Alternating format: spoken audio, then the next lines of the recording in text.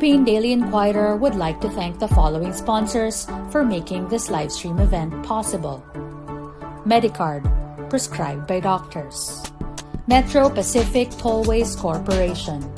Shell, Pilipinas Shell Petroleum Corporation represents the downstream operations of the Shell companies in the Philippines, a network of companies involved in oil and gas exploration, importation, distribution, marketing, and other services.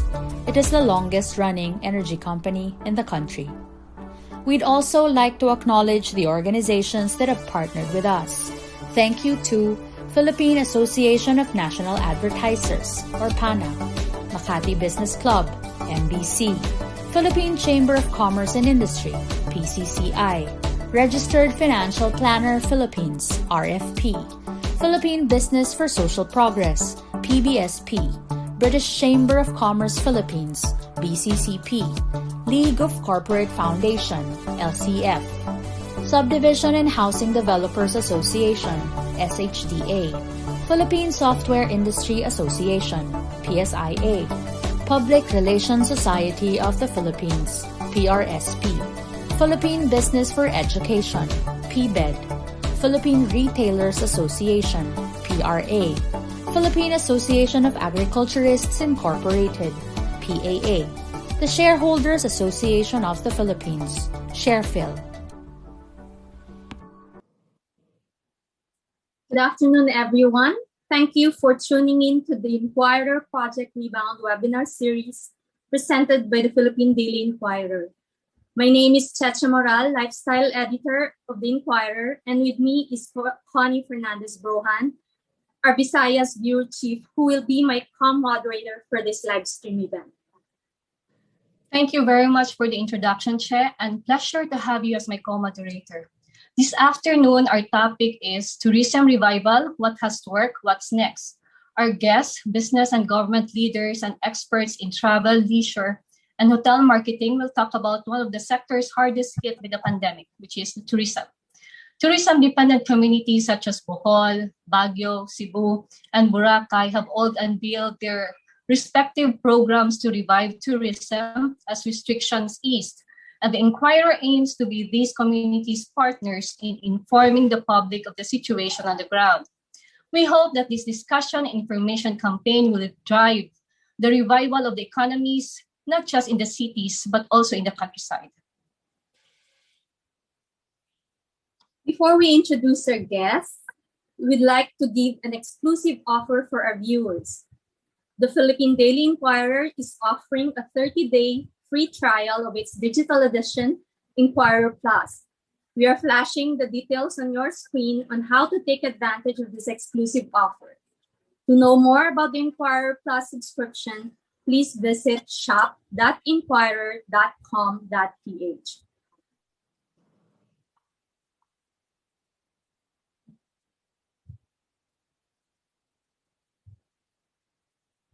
Now it's time to introduce our guest speakers for today's session.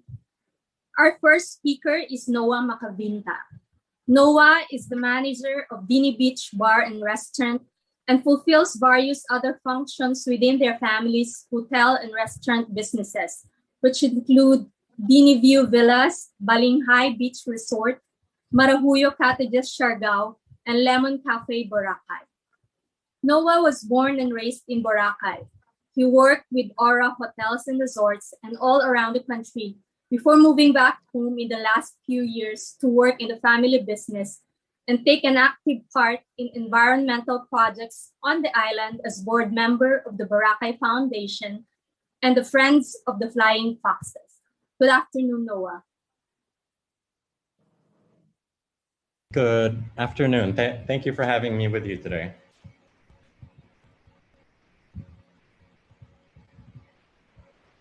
Thank you, Noah. Now, our next speaker is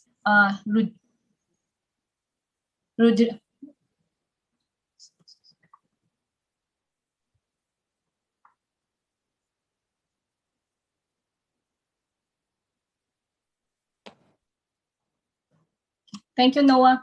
Now we have our next speaker, Rodrigo Franco.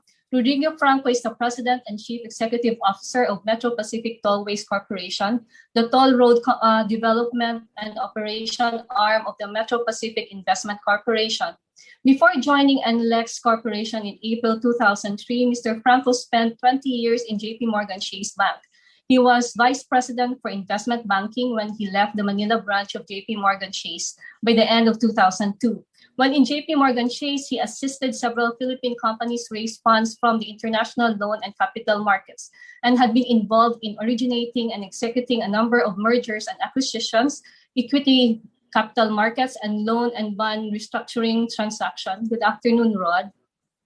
Good afternoon, Connie, and good afternoon, everyone. It is my pleasure to participate in the webinar this afternoon about tourism revival. We at Metro Pacific Tollways have a lot of stake in the revival of tourism in the Philippines. Thank you. Thank you, Rod. Our final speaker is Tourism Undersecretary Benito C. Bengzon Jr. Yusek Bong is a career official at the Department of Tourism. He has over 30 years of experience in tourism planning, policy formulation, investments, and product and market development. He is the Undersecretary for Tourism Development and the spokesperson of the DOT.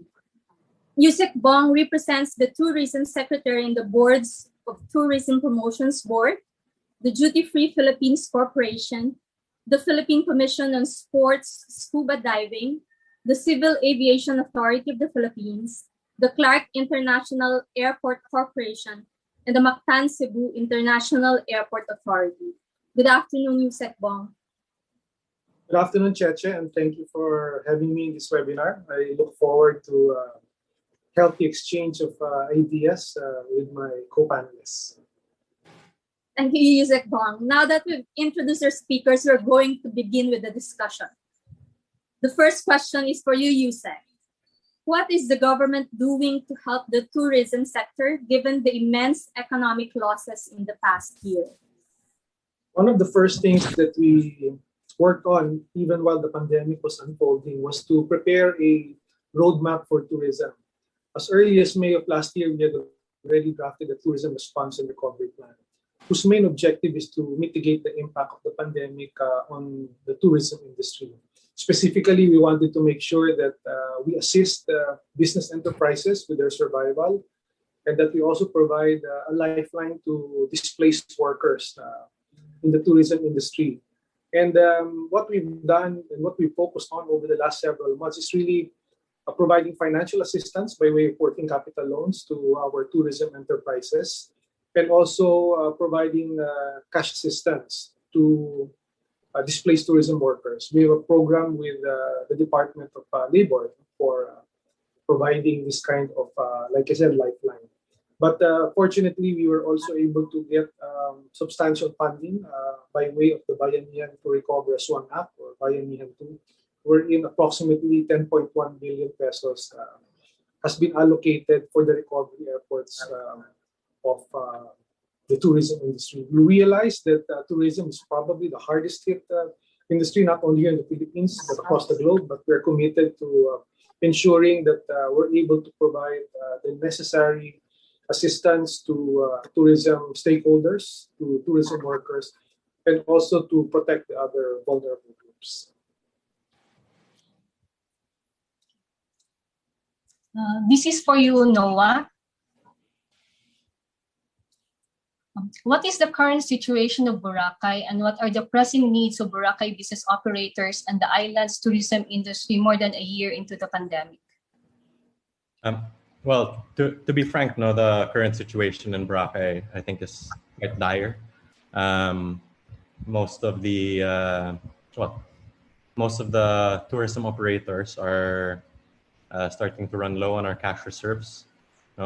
Many of us have supported staff and operating costs and so on through the pandemic. But 1 year in, unfortunately, we're sort of running short on our line. What I would say, what we need most is we need guests, right? We need people to fill the rooms, to keep us operational and to keep us afloat. we need cash or government assistance, which, I mean, of course, as Yusek Bong said, we are receiving also. But as he also said, the tourism industry is one of the hardest hit. And yeah, I mean, we really need all the help we can get. Now, when we're looking at a possible sort of like, I guess, easing of the pandemic or opening of business, we especially will need assistance with reopening our businesses, right? There's quite a bit of cost involved in purchasing goods, et cetera, but also in your initial permits, our requirements for doing business. So we sort of hope that there will be a program of some sort to maybe either offset or push the costs of these kind of things a little bit further in the future when we're again sort of cash flow positive. But yeah, we need all the assistance we can get. Thank you, Noah. Rod, this is for you. Domestic tourism is seen to somehow benefit from this crisis as Filipinos can only travel locally now. However, local tourists are known to be more price sensitive and also they have lower spending patterns. How can local stakeholders make the most of this picture? Yeah, while the local tourist may be price sensitive, the potential of the domestic tourism market is huge. As we've seen during this time, there is so much suppressed demand. Many of our countrymen are tired now of staying from home or working from home, or even if they go to the offices, their movements are restricted. A lot of our countrymen are eager to go to tourist destinations. So while the per capita expenditure may be small or may be limited, the total market potential is huge. And we, the stakeholders in the tourism market, should take advantage of this. How are we able to take advantage? I can mention two things that we need to focus on. First, we all know that the pandemic is a health crisis. And when you talk about health, you are talking about people. These are not the facilities. These are mainly the people. They are the ones whose health is threatened. So therefore, for us to attract this market, the local tourists who are just waiting for the proper opportunity to get out of their homes and visit the tourist destinations, we need to address the health and safety concerns. And that is something that needs to be addressed by the tourist destinations and by all the supporting facilities, including the providers of infrastructure. We have to address the fear of the customers, of the tourists. So hygienic and safety practices will have to be adopted by all the stakeholders in the domestic industry. Then secondly, very important also, access. We all know that there is limited mobility at this time, but we need to work on access to tourist destinations so that when the restrictions on mobility are eased, our countrymen who are dying to go to the tourist destinations will be able to move and access easily our tourist facilities. Thank you very much, Rod. This question is for all of you. The pandemic has reshaped tourism. What practices do you foresee to stick in the long term, and how would they impact tourism as a business? Do you think the preference for smaller, more intimate gatherings will become standard practice? We'll start with Yusek Bong, followed by Noah and Rod. Thank you. If you will allow me, I'd like to build on what Mr. Franco mentioned earlier. We actually conducted a survey in December last year. We interviewed about 7,000 respondents, basically to get their sentiments with respect to domestic travel. And I'd like to point out, I think, a few interesting and encouraging points. Number one is that while the per capita is low, we found out that many Filipinos will still set aside a certain budget for travel. It is to keep their sanity. This is actually what came out in the survey. There's a pent-up demand. People talk about revenge travel, and when the restrictions are eased, we are very optimistic that we will see well, I don't want to use the word surge, but there would really be an increase in domestic travel. I think the other thing that I'd like to point out, and this works very well for the tollway operators, is that the same survey indicated or showed that many Filipinos will opt for road trips within a certain radius. So this will provide a lot of opportunities, for people to just hop on their car, in most instances with their immediate family members, and just to get out of the house and drive. So these are some of the trends that we are seeing. The same survey also shows the shifting patterns with respect to consumer behavior. And you're correct, there will be greater preference for open air activities. People who want to go to the beach, they would like to go to the mountains, to do trekking and mountaineering. We also see a lot of potential for motorbiking and biking. So essentially, low density but high value kind of tourism experience. This is something that will characterize the movement of domestic travelers. In fact, not only here in the Philippines, but in many countries around the globe. So in a way, this poses a lot of opportunities for the stakeholders to come up with the products that will satisfy the needs of travelers under a new normal. Noah? Yeah, so I mean, personally, I don't think that we will continue to stay so much with small gatherings, as people always have a need to gather and celebrate and socialize after the pandemic. And I personally hope that we will go back to that as well.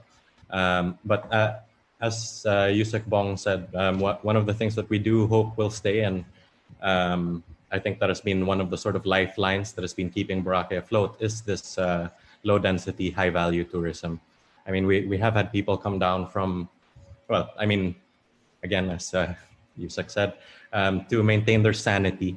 I think we've had quite a few visitors out of, especially the NCR region, come down for a month or so, spend their time on Boracay. And we hope that this will continue post-pandemic. And I also think that there will be a lasting emphasis on hygiene and safety precautions that will now sort of be a standard within, if it was not already before, but even more so a standard within the industry. Thank you. Rod? Regarding the question about smaller or more intimate gathering, actually we've seen that in our expressways just before the Metro Manila quarantine restriction was reverted to ECQ. We were already seeing tourists, local tourists, but taking private vehicles. We are not seeing the tourist buses and the like. So it's really smaller, more intimate gatherings. That's what's being supported. But I think that's just an interim development. In the long term, Filipinos are really social creatures. They'd love to have large, even family gatherings are large. So eventually, when people are more comfortable, I think we will go back to that kind of a system. What I expect to stick and to continue in the long term is, apart from what Noah said about hygienic and safety protocols, that will obviously continue for a longer period. But I also anticipate that connectivity and digital will be a trend that will now be with us in the tourism sector. People have gotten used to arranging trips online, choosing their destinations with the help of social media and even online platforms. So that's even something that will continue in the future, and we encourage, of course, all stakeholders to take advantage of this and develop, and for all of us stakeholders to have our own online platform to promote to promote tourism. Thank you, gentlemen, for sharing your insights. But before we continue with our Q&A, we will have a quick break. So stay with us. The Philippine Daily Inquirer would like to thank the following sponsors for making this live stream event possible. Medicard, prescribed by doctors. Metro Pacific Tollways Corporation. Shell, Pilipinas Shell Petroleum Corporation represents the downstream operations of the Shell companies in the Philippines, a network of companies involved in oil and gas exploration, importation, distribution, marketing, and other services. It is the longest-running energy company in the country. We'd also like to acknowledge the organizations that have partnered with us. Thank you to Philippine Association of National Advertisers, or PANA, Makati Business Club, MBC, Philippine Chamber of Commerce and Industry, PCCI, Registered Financial Planner Philippines, RFP, Philippine Business for Social Progress, PBSP, British Chamber of Commerce Philippines, BCCP, League of Corporate Foundation, LCF, Subdivision and Housing Developers Association, SHDA, Philippine Software Industry Association, PSIA, Public Relations Society of the Philippines, PRSP, Philippine Business for Education, PBED, Philippine Retailers Association, PRA, Philippine Association of Agriculturists Incorporated, PAA, the Shareholders Association of the Philippines, SharePhil.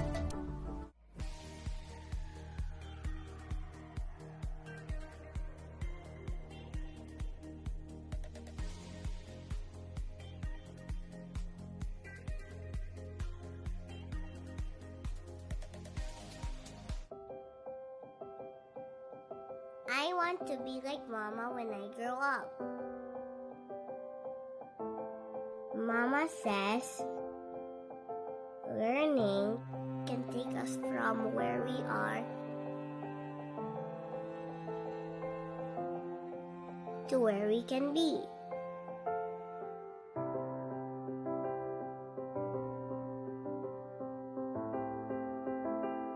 It can change us from who we are to who we can be. That in teaching minds, we also end up teaching hearts. Thank you for taking care of Mama Mina so that she can inspire more people to do more.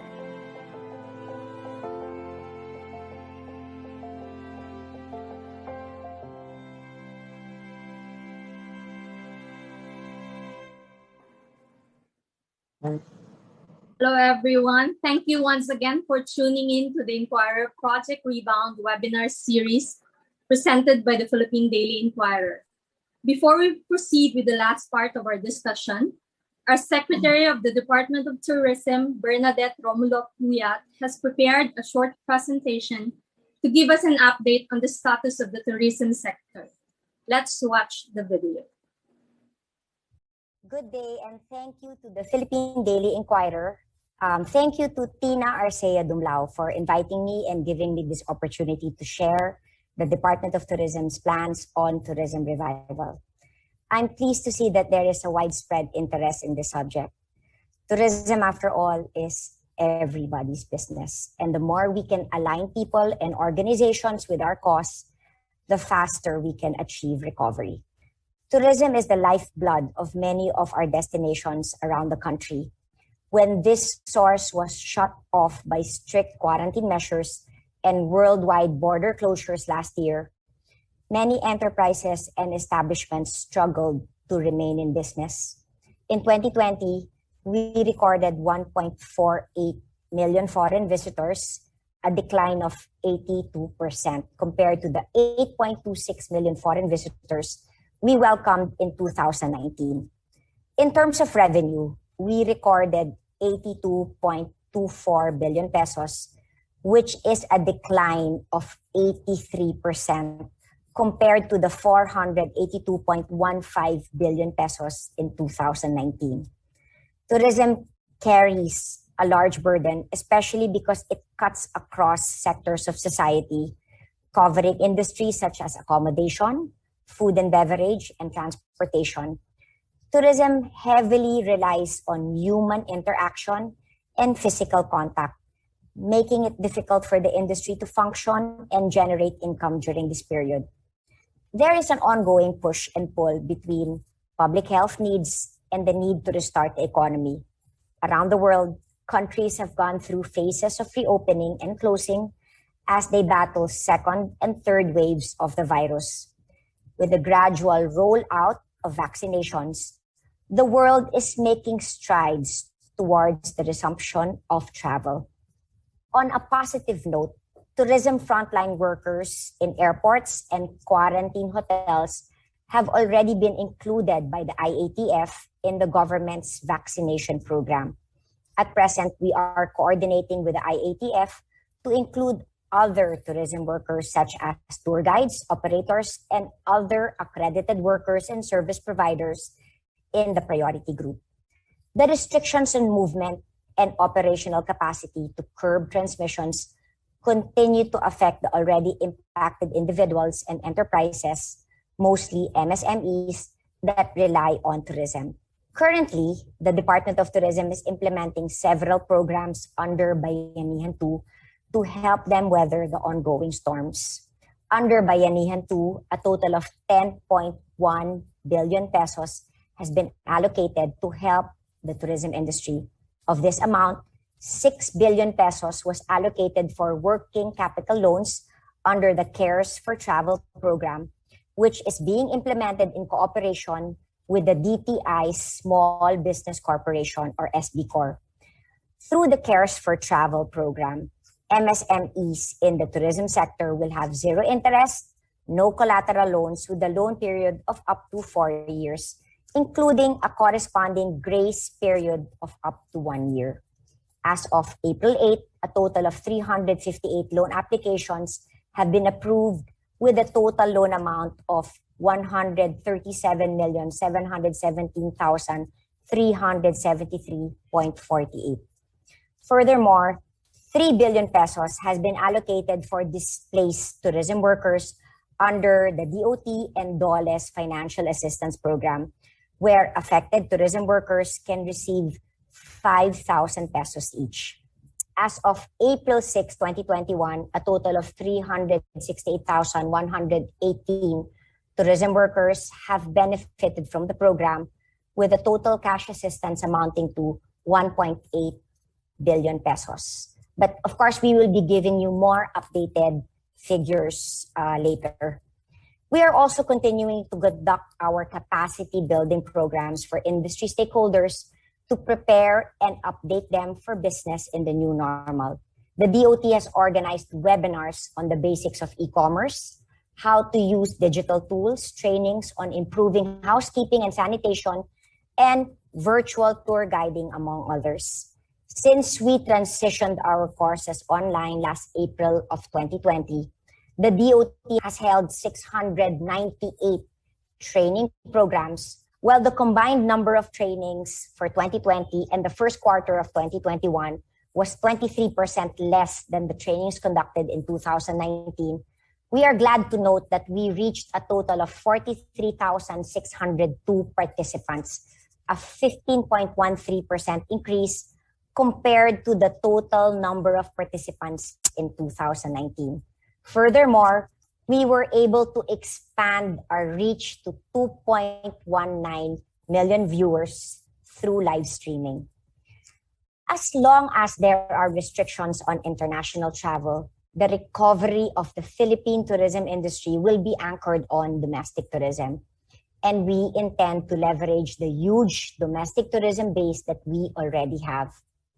Taking the ongoing pandemic into consideration, we have recalibrated our tourism strategy to focus on developing domestic tourism destinations that are safe and attractive to those traveling amidst the pandemic. An important element of this pivot is the drive towards sustainable and responsible tourism practices. The recent years have seen an increasing awareness of the human impact on climate change and environmental degradation, which mass tourism has certainly contributed to. The pandemic offers us the opportunity to reset tourism in order to find the right balance between economic and environmental concerns, as well as social benefits and costs. The DOT strongly advocates that tourism should be resilient, inclusive, and sustainable. When we develop destinations along with the local government units and the private sector, we need to put the interests of the community first in mind.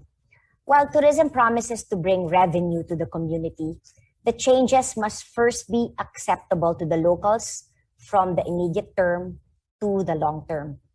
For example, introducing various tourism establishments may cause disturbances to the environment and the community, which is why a carefully crafted tourism development plan is essential in the development and maintenance of destinations. Based on the results of the travel survey conducted by the Asian Institute of Management Center for Tourism and Guide to the Philippines, we saw a significant shift in tourist behavior and preference. Travelers now prefer outdoor activities that are close to home. We are seizing this opportunity to shift the status quo from mass tourism to a more specialized, nature-based tourism with a high awareness of conservation. The DOT will continue to support nature-based tourism and ecotourism development by improving tourism products through research, planning, and capacity building. The development of tourism corridors is a prime example of how we are connecting various nature, adventure, and culture-based sites that have been newly validated for their safety and sustainability. You may be thinking, is it really safe to be encouraging domestic travel at this time? The safety of our tourists and tourism workers is our topmost priority. And ever since we've begun reopening our destinations to the whole country last October of 2020, I can say that when tourists and establishments adhere strictly to the health and safety guidelines, travel has proven to be not only safe, but still also fun. Outbreaks occur when tourists disregard the rules, like falsifying COVID test results, having unsanctioned gatherings in enclosed places, or failing to follow testing and quarantine protocols. We have worked very hard with the different local government units to reopen destinations to a global standard of safety. And all we ask is that people comply with the regulations for the enjoyment of all travelers and the safety of the community at large. People often talk about revenge travel, but I would like to say that when we do get to travel again, it shouldn't just be accumulating mileage or likes on your photos. We should be traveling thoughtfully, respectfully, and with a newfound appreciation of our freedom to explore and experience the world without any barriers. Again, thank you to the Philippine Daily Inquirer. Thank you, Tina, for putting together this webinar. Please stay safe, everyone. Mabuhay po kayong lahat.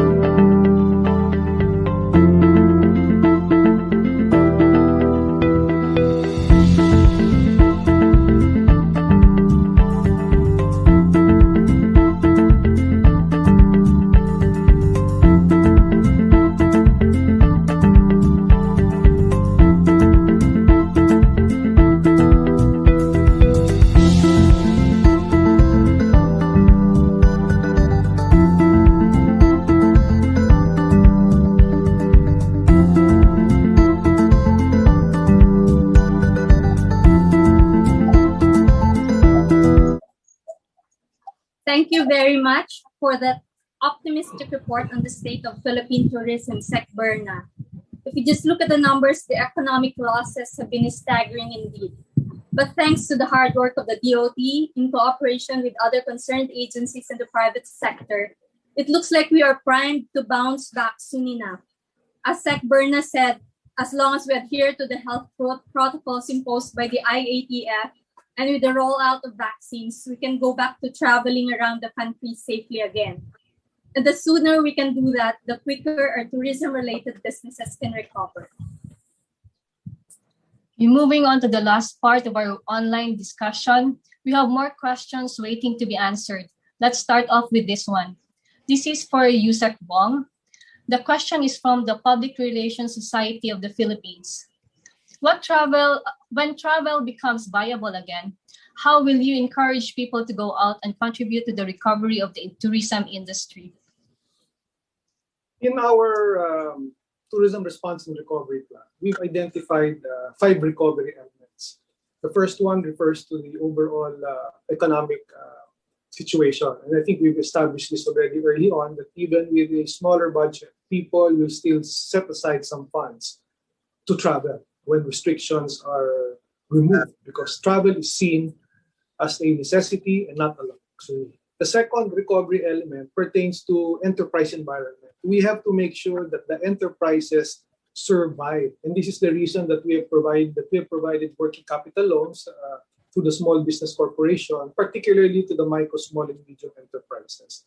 The third element pertains to access. We have to make sure that air access and land access will be guaranteed when we open the various domestic destinations. The fourth one is with respect to travel restrictions, and this is also the reason that we made representations with the IATF and the DILG to mainstream and simplify the requirements and protocols when visiting the different destinations. The fifth and last one talks about regaining the confidence of the travelers. And here, the vaccination program will play an important role. The information education campaign with respect to the health and safety protocols will also be very important. We have to emphasize that all these guidelines that we have developed will be found in the critical touch points in the entire customer journey.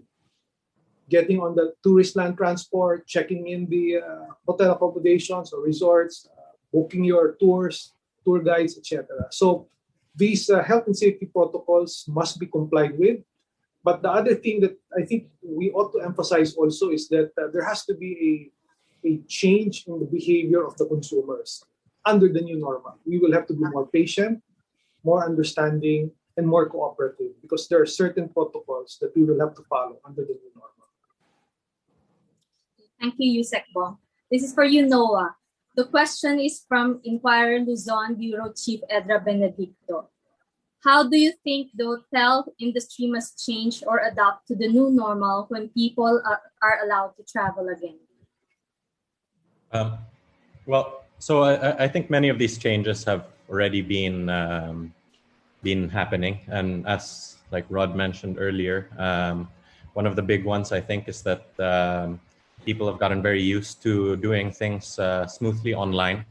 So a lot of our industries are bookings, excursions, and things like that. I think post-pandemic, people will expect to be able to continue to access everything as easily as they have now through their phones, tablets, computers, etc. I think in Boracay specifically, we've adapted to what we've seen as a growth in the work from paradise market and the sort of sports leisure market, right? So it's things like upgrading our internet infrastructure, making sure that people have workspaces as well when they're here traveling. Adapting to new niche markets, which is more or less what has kept us afloat during this pandemic. Just a follow-up. Do you foresee more closures of businesses at this point? So, I mean, I can only speak from experience in Boracay, right? And it's a little bit difficult to say since, I mean, currently most business on the island is closed. The question is more, will they reopen? Right. Which, I mean, it's very difficult for me to say. It's on a really a case-to-case basis, hotel to hotel. But I mean, of course, there will be some, unfortunately, who do not survive the pandemic.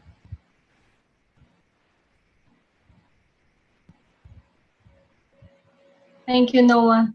This is for you, Rod. The question is from the Inquirer Luzon Bureau Chief, Edra Benedicto. Do you see new trends or types of travels to arise and become popular due to COVID-19? We've seen already some types of travel. It was mentioned earlier by Yusek Bong that, for instance, there's more awareness now of climate change and the impact of human activities on climate change. So there's really a trend towards more environment-friendly tourism activities. So that trend we are starting to see, and I think with the impact of the pandemic and the realization of the people that nature has a way of getting back to us. So we should expect to see a lot more shift. That was also mentioned by Secretary Bernard. Shift towards more sustainable tourism, and we are pleased to see something like that.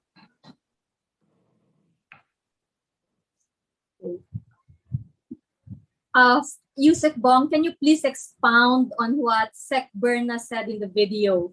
What long-term measures are being planned to address the job losses in the industry? For the immediate term, the focus really is, and again, I will use the word lifeline because many of the tourism enterprises are really facing difficult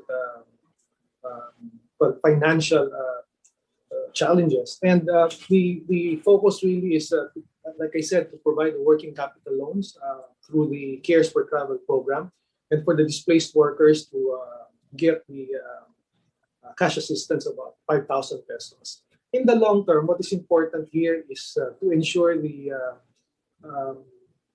survival of the different enterprises, whether they're in accommodations or convention facilities or tourist land transport, and also to make sure that the workers continue to be employed. And to do this, we have to make sure that there is continuous demand.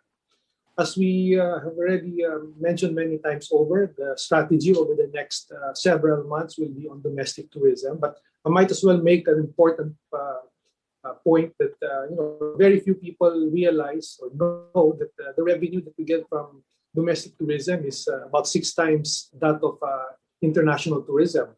So to illustrate, in 2019, we generated about 3.1 trillion pesos out of our domestic tourism efforts, and about 480 billion pesos from foreign revenue. So clearly, you see a huge potential in domestic tourism. So for the long term, we would want to have an optimum mix between domestic tourism activities and international tourism when the borders are already open. But in the next several months, the focus will really be on jumpstarting our domestic tourism. Yusek Bong, follow-up lang. Did the creation of tourism bubbles in the regions work?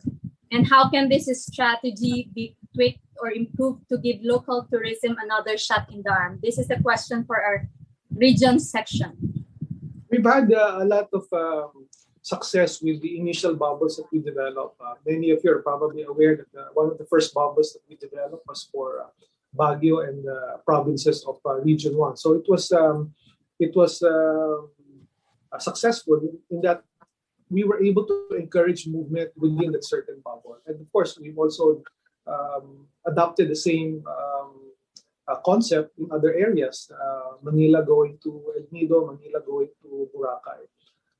Eventually, the idea is to expand this internationally. So once the restrictions are lifted, we hope to have similar bubbles initially with the short-haul markets, particularly Japan, Korea. They've already expressed interest in some of our domestic destinations, and I might as well mention it here. They've they've expressed a lot of interest in doing bubbles in Boracay, in Cebu, and in Bohol. No? And I think one thing that is common among these three destinations that I mentioned is that even before the pandemic, we were already getting a lot of charter groups into this destination. So I think the brand recognition is there, and it will be easy enough to develop such bubbles when the restrictions are lifted.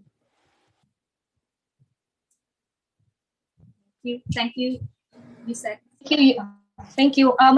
Yusek Bong, may question dito. There's a question here from Myla Salvosa. Can you please elaborate on the low-density, high-value tourism? Can you please describe this market?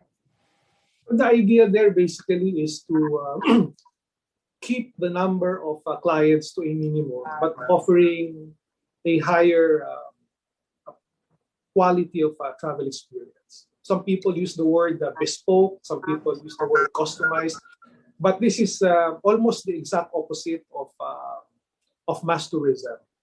So the advantage here is that there is less impact on the environment, and on the part of the tour operator or on the tourism enterprise, there is a higher markup. I think one thing that this pandemic has, compelled us to take a closer look at is the approach when it comes to positioning our destinations. People say that this has been in a way a reset or a pause for us, and I think moving forward, the Philippines can position itself very, very strongly as a destination for tourists who are looking for the low density, low impact, but high value kind of tourism experience. Can you cite examples, sir, of this kind of markets? There are, for example, high value markets. Pre-pandemic, let's say, I'll mention bird watchers. Bird watchers, you organize small groups. More often than not, no more than 10. But these are the people who are willing to pay a premium. I'll cite another example when it comes to cruise tourism. There are cruise ships, for example, that carry 2,000, 3,000 passengers. But the rates are quite low. And then there are those, what we call the expedition ships, which carry maybe 400, 500 cruise passengers who are looking for a more premium experience, and they're able to, the cruise ships are able to command a higher price. So the idea there is really to minimize or to reduce the number of clients for a particular activity, but command a higher price. Thank you, Yusek Bong. This is for you, Noah. The outbreak on Boracay for the past weeks has shown the vulnerability of the island despite the imposition of strict health and travel requirements on tourists. What measures are needed to ensure that the island is safe to tourists and residents? So first of all, I do think that our local government, DOT, and so on, have done a very good job in controlling the spread and outbreak of COVID here. We still have very few cases, right? But end of the day, what I and many of my fellow stakeholders believe is that we need to vaccinate. Obviously, that is the be-all, end-all. And in Boracay's case, we think that this should not be limited only to us frontline hotel workers, but considering the size of Boracay and sort of, again, as Secretary Berna mentioned, all of our industries are quite interconnected, right? Your transportation, your delivery of goods, services, so on and so on. And so if any of these sort of sectors of the island are hit, the entire island suffers. So we're hoping that we get to a point where the entire Boracay, which only has our residents are only numbering about 30,000. So we hope that we get to a point where we all are vaccinated. But until that time, we've written a number of papers to our LGU and so on. But so we hope to have a testing facility in the port of entry, right? As of now, tourists and incoming guests are all being tested, but us locals are sort of free to move on and off the island within the province without testing. And of course, I understand that this is a very complicated issue, right? I don't have a very easy solution to this, but yeah, that is one of the vulnerabilities that many of us have spoken about. But yeah, I mean, we also think that Boracay is uniquely positioned to sort of be able to handle this, as most of our dining and hospitality industries have quite a large amount of outdoor space, right? So preventing the spread in that sense is quite simple. We've been encouraging outdoor dining, no indoor dining, continue to implement the regular safety measures, hygiene, and so on. There's a question here for Noah. Yeah. Can you please share best practices by tourism operators in Boracay when it comes to ensuring that their COVID response is swift and efficient, which other island destinations can replicate? Well, I mean, so I think we have a quite robust contact tracing system in place, right? Everybody is required to take a test coming in and out. On the hotel side, I obviously can't speak for the entire hotel industry in Boracay, but on our end, we make sure that our staff are temperature checked regularly. We've tested our staff on a frequent basis, right? We make sure that their homes and so on are up to par. And sorry, excuse me.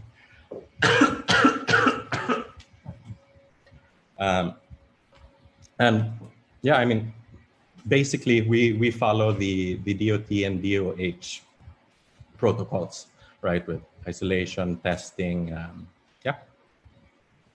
Okay. Thank you, Noah. Thank you, Noah. Rod, how about you? What should be done to restore traveler confidence, and how about restoring investment in tourism? What are your thoughts on this subject? Okay, on restoring traveler confidence, of course, as we all know, the pandemic has threatened the health of the individuals. So for people to regain their confidence, we must address that fear. No, the fear is really, the fear may be real or imagined. There is the fear that they will catch the virus, their health will be threatened, their safety will be threatened if they travel. So we have to address that several ways. Of course, first, we continue with following the health and safety protocols, and it needs to cut across all the facilities that support the tourism, a particular tourism activity or a tourism destination or event. So that must be true for supporting infra, the destination itself, the facilities there. Everything must follow health and safety protocols and demonstrate that to the traveler.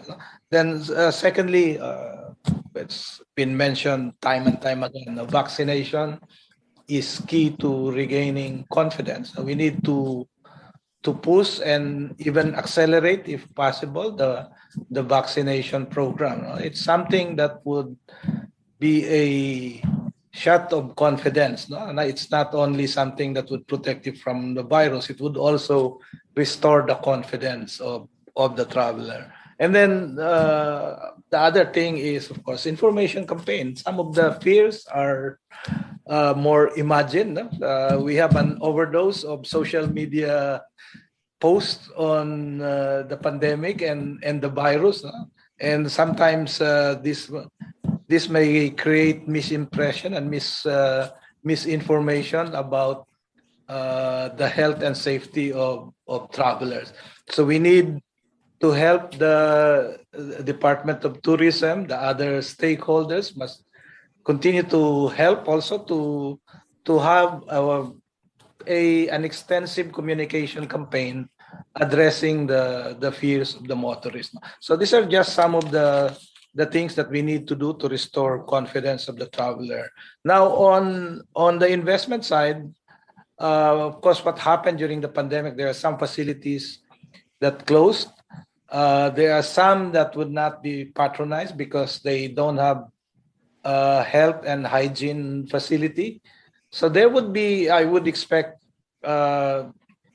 investment going into reviving the tourism facilities that may have closed, and improving their health and safety features. No? That those are the investments that would be necessary.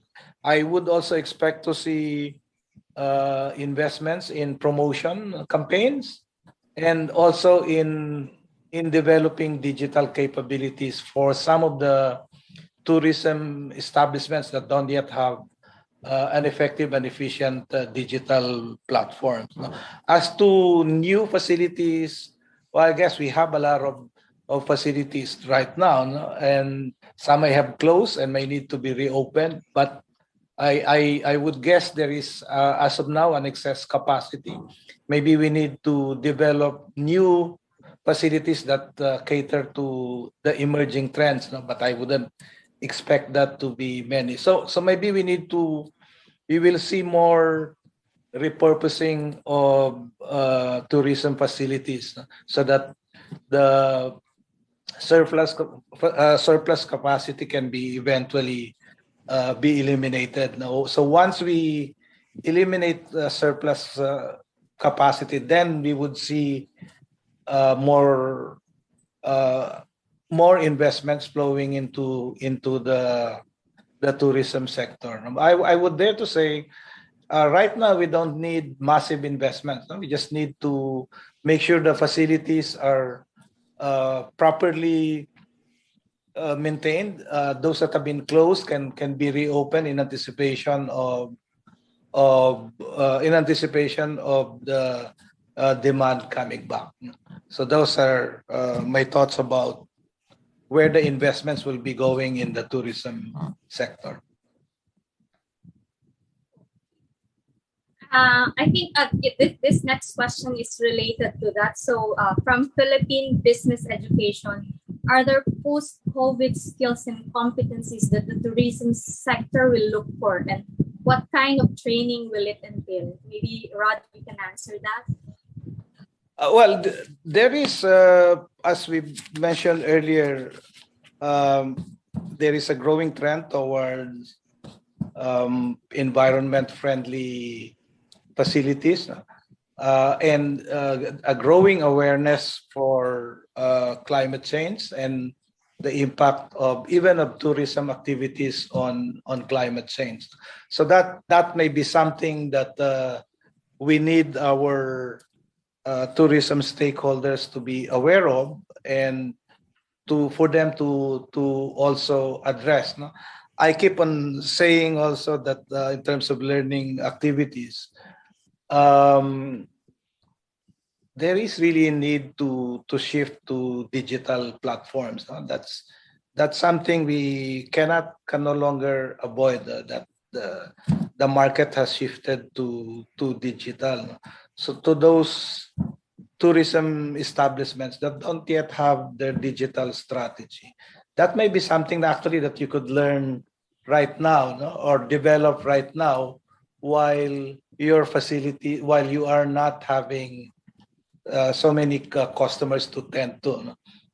Develop your platforms, be proficient on that, and when the business returns, at least you would have something to offer your customers. I know there's already a lot that's been done on in terms of going digital, no? But as you know, technology is moving very fast. We might not be aware that there are new trends in digitizing your operations that you need to incorporate in your operations now. Thank you for that, Rod. For you, Sec Bong, this is a question from the Philippine Chamber of Commerce and Industry. In order to assist professionally trained Filipino tour guides earn a living during this pandemic, Does the DOT plan on conducting a platform such as interactive virtual tours similar to what is being done in other parts of the world? Yes, in fact, there are virtual tours now that are being conducted all over the country. We realized that because of the restrictions on travel, you won't probably be able to get as many people visiting the different destinations. So we saw this recently during the Holy Week, where some tour guides did virtual tours of some of the churches all over the country. So this is something that we are working on. But of course, we continue to also work on the capabilities and the skills of the tour guides on the ground, who will eventually do face-to-face tour guiding with the clients. Thank you, Yusek Bong. And for our final question, this is for all of you. They say that one of the upsides of the pandemic is that it allowed nature to recover. It also brought greater awareness to sustainability and climate change. How do you foresee this new consciousness to affect not just tourist practices and preferences, but also policymaking? Let's first start with Yusek Bong, followed by Noah and Rod. For many people, the pandemic has been an eye-opener, in terms of the need to appreciate conservation efforts, sustainability. On the part of the DOT, one of the centerpiece programs has always been on sustainable and inclusive development. So I think what's important moving forward is that we continue with our information and education campaign to promote awareness on the importance of conservation and the important role of the different local communities. We also have to continue to invest in market research to see how climate change and the environment impacts will change or shift consumer behaviors and travel patterns. As in the case of Boracay, it will also be very important to conduct carrying capacity studies so that we don't go beyond that limit and therefore are able to ensure that the number remains at a manageable level. It's also very important to come up with visitor management programs. Again, it's something to do with coming up with carrying capacity and making sure that health and safety protocols are in place. And ideally, for conservation efforts, there should also be some kind of a financing mechanism that will encourage stakeholders to embark on that particular aspect of tourism, conservation and preservation. Thank you. Thank you. Noah? Yusek Bong has actually, I think, summed most of this topic up quite nicely. And yeah, I mean, we agree the carrying capacity of Boracay is very important. We have noticed already, I mean, prior to the pandemic, that ecotourism and eco-consciousness has been on the rise for many years, right? And I mean, in Boracay specifically, I think post-rehab and so on, the focus on the island for the past few years has been on sustainable travel. And there are quite a few sort of available avenues for this already on the island. Both of the foundations that I work with, the Boracay Foundation and the Friends of the Flying Foxes, do already have local programs that our tourists can participate in. The DNR and the DOT on Boracay as well have quite a few projects, such as wetland projects and things that tourists can partake in an environmental and eco-friendly manner. And we just hope that this will continue, and I don't see any reason why it would not. Rod? Yeah, on our part, we are a believer of environment and sustainability. Even in all our projects, we make sure that our projects are not going to be harmful to the environment. I know our expressway business sometimes result in higher carbon emission, but actually our objective is to provide more efficient transportation system to minimize carbon emissions, no? Because we know carbon emissions result mainly from in the transport sector from congestion. So that's one of the things that we think we can do. I think there is no more turning back in terms of environment consciousness and sustainability. That is something that our countrymen, the Filipinos, have learned to accept. And the pandemic actually served to, as mentioned in the question, it allowed nature to recover. We've heard so many stories of and testimonies about how nice the environment is, no? When there is no pollution. So this tells us that, you know, sustainability is actually something that would support tourism. No? People would be more encouraged to visit places that are more environmentally friendly, no? and with where we think we can help is in terms of information campaign. That is an area that we in the infrastructure sector would like to participate and push, no? To intensify some more the environment awareness of our countrymen, and also for everyone to be aware that even in the tourism sector, there are some practices that are not environment friendly, and we need to make people aware of that and change their behavior and the way that they would conduct their tourism business. Thank you, Rod. Thank you, gentlemen. There's so much more we want to discuss, but sadly, that's all the time we have for this Inquirer Project Rebound webinar.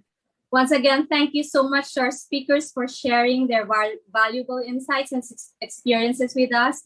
We will be ending this online discussion with a closing message from our speakers. Let's start with Noah Macabinta.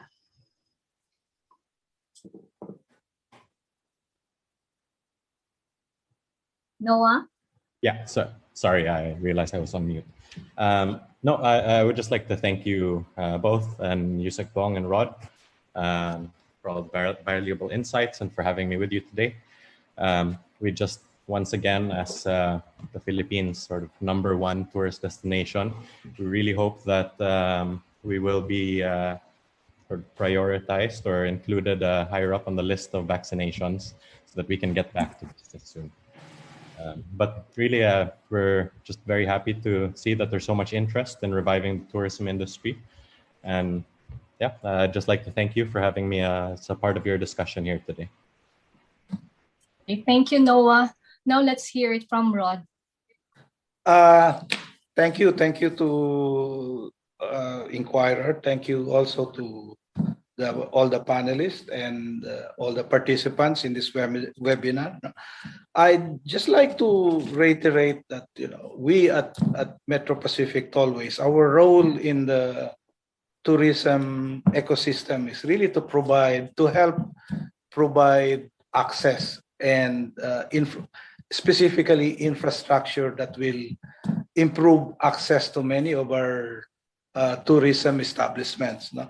And we'd like to work together with other stakeholders for us to be able to become more effective in that role.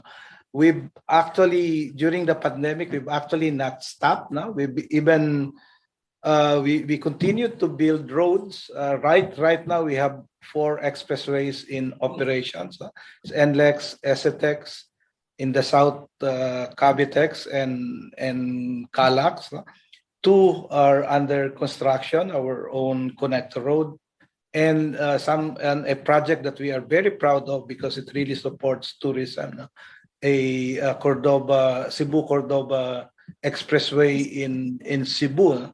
This would really promote tourism in Cebu, and we're very happy to be to be providing that value to the tourism sector. So we want to continue to listen to other stakeholders, and because we want to be better in undertaking our role in the tourism ecosystem. I mentioned earlier na tourism we have a big stake in tourism because a significant portion of our traffic represents tourism traffic. And because of that, we've actually established and worked together with national and local government agencies. We've worked together with Yusek Bong in a few projects. No? So we do work together with government agencies, private sector players in the tourism sector to help in the promotion of domestic travel, no? and even foreign tourism na rin, no? And we'd like to offer that as a way for us to be able to help also in the revival of the tourism industry. You know, we hold industry events, we hold travel conventions sometimes, we sponsor those events, and that's something that we would like to continue to do in partnership with the other stakeholders in the tourism sector. Thank you, Rod. Now let's hear from Yusek Bong. Well, first of all, on behalf of Secretary Berna, I'd like to thank the Inquirer for this invitation to this webinar. We all know that tourism is facing very difficult times, but I think it's also very important to be reminded that before the pandemic, tourism contributed 12.7% to GDP, employed 5.7 million Filipinos, generated trillions of pesos in revenue. And we are very optimistic that we will rebound. That's why I like the title of your webinar, Project Rebound. We will rebound. We will get there in a safer, more responsible, and a more sustainable manner. It is just a matter of time. Thank you. Nice to end that on that note. Thank you, Yusek. This has been quite an interesting discussion, and we're very grateful to our panel for sharing their time and insights. We hope those of you who listened in learned a thing or two. And that's it for our webinar today. Thank you again to our panelists for sharing their time and insights with us. Thank you once again for being part of the Inquirer Project Rebound webinar series presented by the Philippine Daily Inquirer. Thank you so much also to our viewers who tuned in. We'd also like to thank Inquirer.net, Mega Mobile, and Inquirer Academy. And again, thank you to our viewers for being part of the discussion. Continue reading the Philippine Daily Inquirer for authoritative news and features. Once again, I am Cheche of Inquirer Lifestyle. And I am Connie Fernandez-Brojan from the Inquirer Visayas Bureau. Thank you for joining us and enjoy the rest of your day. The Philippine Daily Inquirer would like to thank the following sponsors for making this live stream event possible. Medicard, prescribed by doctors. Metro Pacific Tollways Corporation. Shell, Pilipinas Shell Petroleum Corporation represents the downstream operations of the Shell companies in the Philippines, a network of companies involved in oil and gas exploration, importation, distribution, marketing, and other services. It is the longest-running energy company in the country. We'd also like to acknowledge the organizations that have partnered with us. Thank you to Philippine Association of National Advertisers, or PANA, Makati Business Club, MBC, Philippine Chamber of Commerce and Industry, PCCI, Registered Financial Planner Philippines, RFP, Philippine Business for Social Progress, PBSP, British Chamber of Commerce Philippines, BCCP, League of Corporate Foundation, LCF, Subdivision and Housing Developers Association, SHDA, Philippine Software Industry Association, PSIA, Public Relations Society of the Philippines, PRSP, Philippine Business for Education, PBED, Philippine Retailers Association, PRA, Philippine Association of Agriculturists Incorporated, PAA, the Shareholders Association of the Philippines, SharePhil.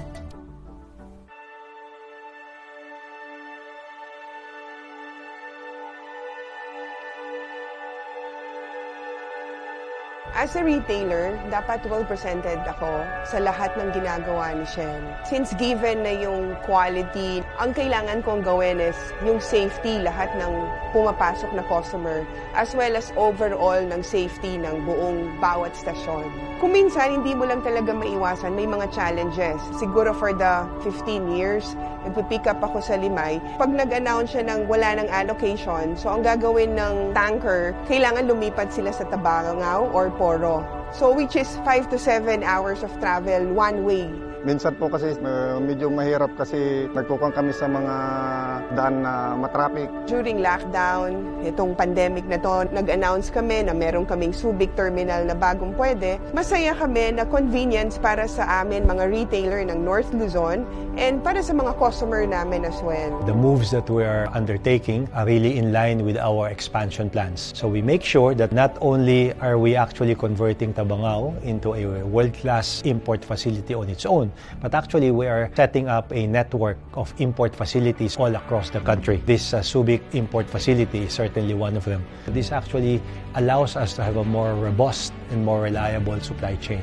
Because not only are we relying on one source of finished product, we now have three distributed supply sources in the country. Subic complements our existing asset base very well. It positions us to continue to deliver quality fuels to our customers, improves our ability to do that in the areas where they need the most, consistent with our organizational growth plans and where we found that we weren't as strong from a supply chain perspective. So our partners can count on sustained reliability and the continued delivery of quality fuels. Shell has access to 24 terminals all over the country. Tabangao mainly caters for Metro Manila. North Mindanao Import Facility caters for Mindanao. Subic will cater now to Central Luzon, Northern Luzon, and even parts of Metro Manila. It enhances our cost competitiveness because we now have an import terminal in that area. My role as facility manager is to ensure safety and compliance across our operations, starting from vessel receiving to storing in tanks, and then loading in tank trucks which delivers to our customers. Our daily goal is to ensure that we serve our customer with the best quality of fuels at the right quantity and at the right time. The promise to sustain and continue to give our best, whether as fuel or as a service, and make sure that we will keep an open mind sa lahat ng suggestions and comments to further improve our operations. So we would like to assure our customers and the general public our supply will continue to be reliable and available to all of our customers.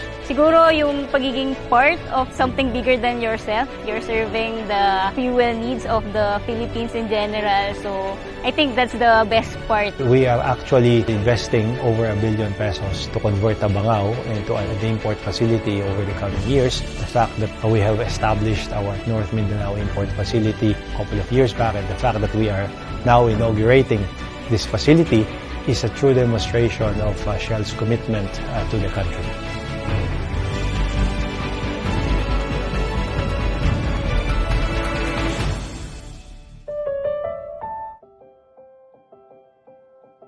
I want to be like Mama when I grow up. Mama says learning can take us from where we are to where we can be.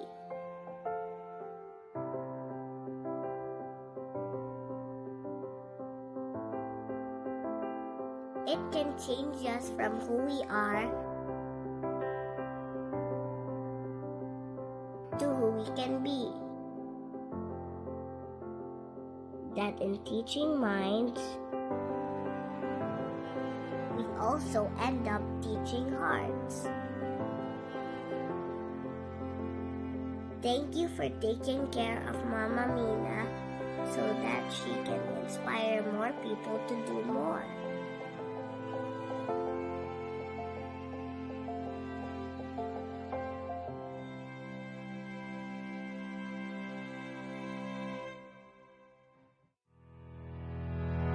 rapidity, comfort, freedom from barriers.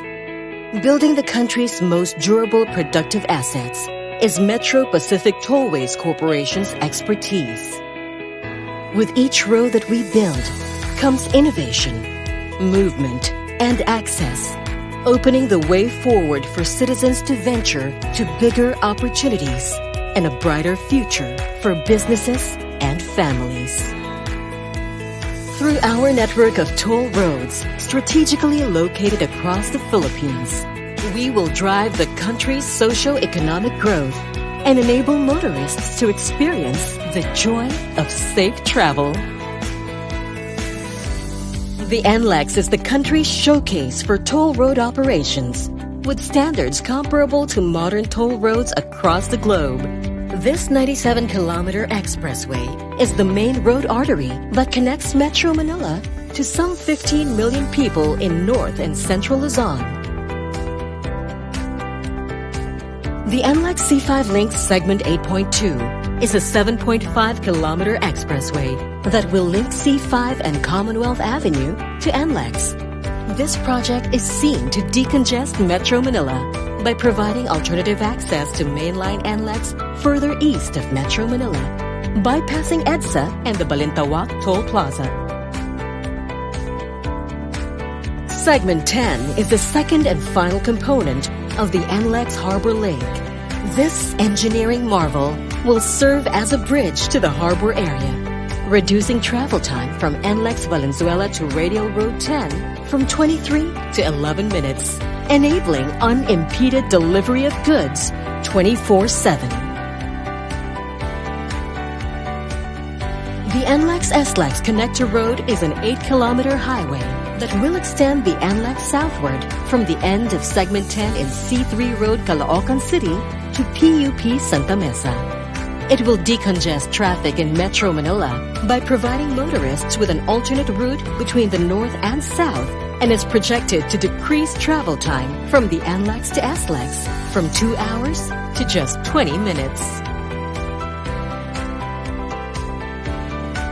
The SC-TEX has been operated by MPTC since 2015. This 94-kilometer road is fully integrated with the NLEX, providing seamless connection between Metro Manila and Northern Luzon. By connecting the Subic Bay Freeport, the Clark Special Economic Zone, and the Central Technopark Interlac, it ushers the transformation of Central Luzon into a world-class logistics hub in the Asia-Pacific region. MPTC serves motorists in Southern Luzon through the Cavitex, a 14-kilometer expressway connecting Rojas Boulevard to Bacoor and Kawit. It is located 11 kilometers from Manila, 7 kilometers from Naiya, and was designed as a corridor to strengthen the commercial link between Metro Manila and the booming provinces of Cavite, Laguna, and Batangas. Following this is the Cavitex Segment 2 and 3 C5 South Link, a 7.7-kilometer expressway that will connect the Cavitex to C5. When completed, this direct connection will greatly benefit motorists from Cavite, Las Piñas, and parts of Parañaque. Further south is the Cavite-Laguna Expressway, a 45-kilometer expressway from Cavitex in Kawit, Cavite to the SLEX Mamplasan Interchange in Laguna. It is projected to connect several key towns and cities, alleviate traffic in Cavite and Laguna, and accelerate the growth of business and tourism in this region. On its completion, it will be the most modern toll road in the country, with state-of-the-art operation and tolling systems and environment-friendly features. With a vision of serving the whole country, MPTC widens its reach to the Visayas region, spanning the waters between mainland Cebu and Mactan Island. Is the Cebu-Cordova Link Expressway.